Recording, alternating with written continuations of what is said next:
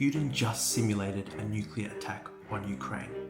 He launched an intercontinental ballistic missile at the city of Dnipro, Ukraine, the first recorded use of an ICBM in the history of human warfare. Here we have an aggressor nation simulating a nuclear attack on a non-nuclear power, the most blatant provocation imaginable. But magically, this obscene thuggery doesn't count as aggression or escalation, because only the West can ever escalate things. This raises a legitimate question.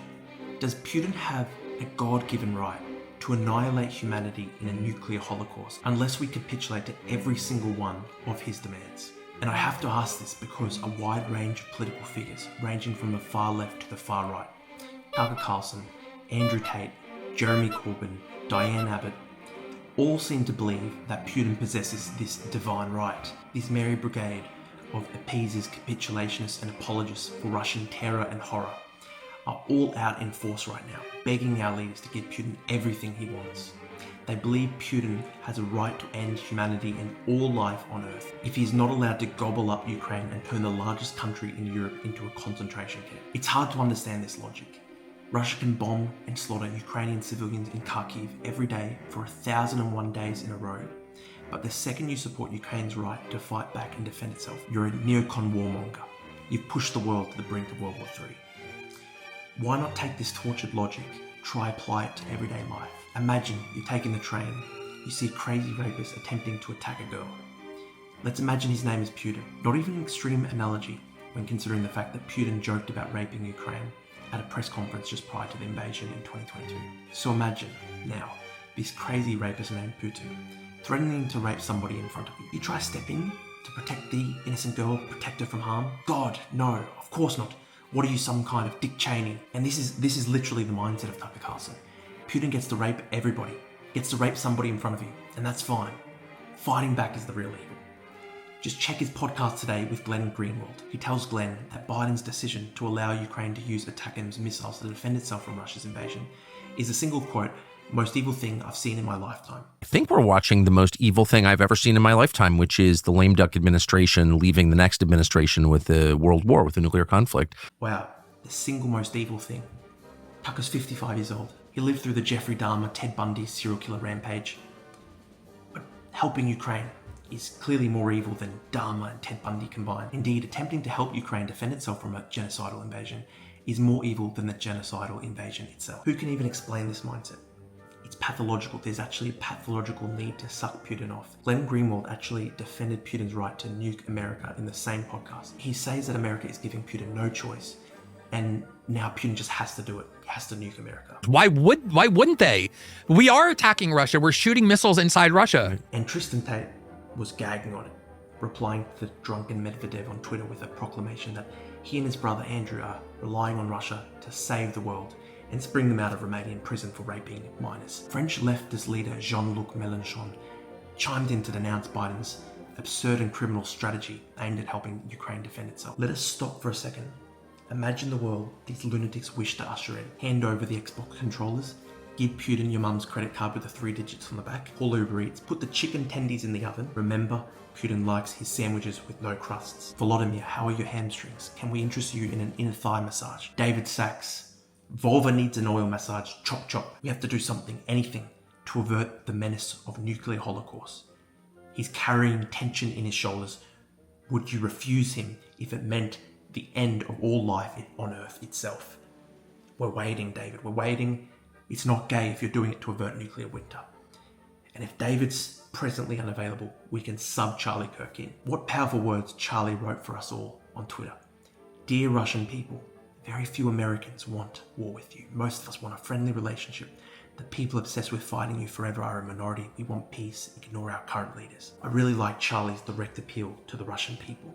It's always very important to recognize Russia's vibrant democracy. It's hard-hitting stuff, which is coincidentally what Charlie was thinking when accompanying Putin on one of their regular tandem shirtless horse-riding sojourns through the Siberian wilderness. Here's a question for David and Charlie. Why is it that Putin and his propaganda stooges can daily threaten to murder billions of innocent people and wipe out all life on Earth? But it is we who are the warmongers. Do you think Russia might have been a little escalatory when they invaded Ukraine with 180,000 soldiers in February 2022? Do you think Russia might have been a little escalatory when they turned occupied Ukrainian villages like Busha and Irpin into sites of mass slaughter, civilians found in mass graves with their hands tied behind their backs. Or how about the time Russia blew up the Novokakhovka Dam? Could that have been seen as a wee bit aggressive? Or what about Russia's recent attempt to bring North Korea into the war, employing North Korean soldiers to fight a land war in continental Europe? Could this constitute escalation? No, of course not.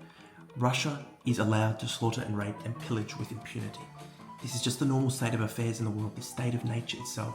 We must all accept it, according to Tucker and his friends. But what happened to standing your ground? The point of nuclear blackmail and brinkmanship is to try to fool the opposing side into backing down first. It's all a psyop, and it only works if you give in. It's a test of will.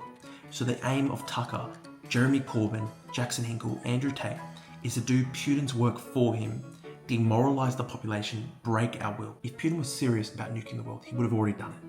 Why is it that the decisive, conclusive rout of his forces on the doorstep of Kiev did not merit a nuclear response? Ukraine has already developed their own weapon systems that allow them to strike deep into the heart of Russia. They've blown up ammunition depots thousands of kilometers away from the Ukrainian front line, and the subsequent detonations were so great that they literally shook the earth.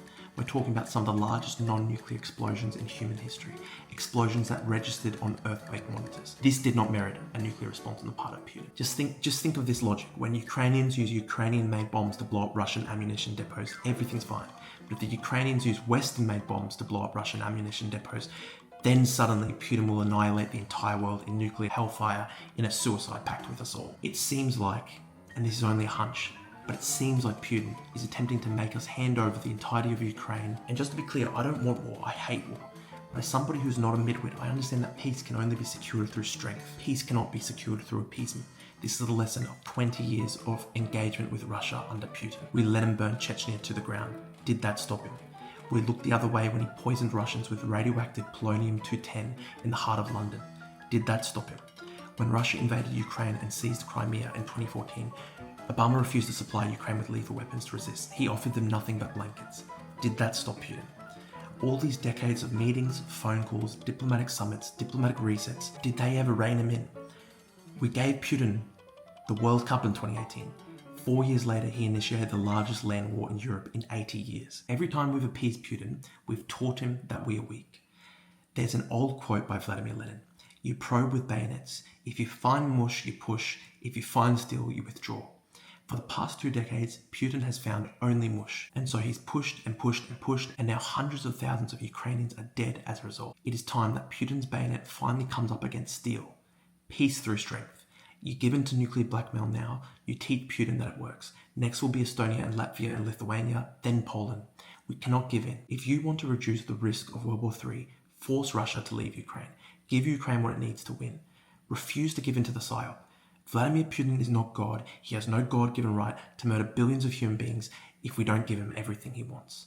Have some courage, have some faith, stand tall and proud, stop capitulating, stop sucking Putin's cock. Thank you.